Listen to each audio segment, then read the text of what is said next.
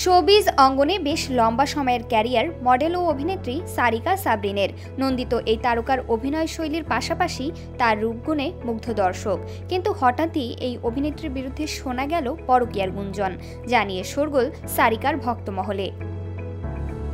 Media পাড়ায় বেশ কিছুদিন ধরেই শোনা যাচ্ছিল সারিকা সাবরিনের দাম্পত্য জীবন নাকি আর ঠিকঠাক নেই।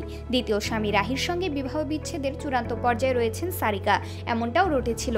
এবার শোনা যাচ্ছে পরকীয়া সম্পর্কে জড়িয়েছেন সারিকা, যে কারণে বিচ্ছেদের দিকে এগোচ্ছেন অভিনেত্রী। স্বামীর সঙ্গে সারিকার দূরত্ব সৃষ্টি হওয়ার পেছনে নাকি রয়েছে গুলশানের এক কেমিক্যাল ব্যবসায়ী, আর তার সঙ্গেই পরকীয়ায় জড়িয়েছেন সারিকা, এমনটাই গুঞ্জন। বিষয়টি নিয়ে ভক্তমহলে আলোচনা তুঙ্গে উঠতেই মুখ খুললেন অভিনেত্রী। সম্প্রতি গণমাধ্যমকে দেওয়া এক সাক্ষাৎকারে সারিকা সাবরিন বলেন, আমাদের দাম্পত্য জীবনের ৪র্থ বছর চলছে।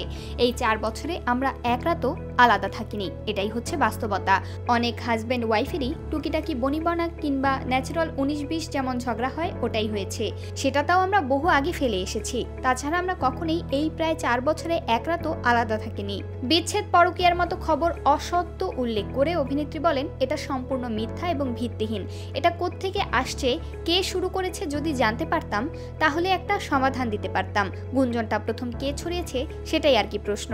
আমি আমার স্বামী সন্তানের সঙ্গে গাড়ি নিয়ে ঘুরতে বের হয়েছিলাম, ঘুরতে যেয়েই এই খবরটি পেলাম।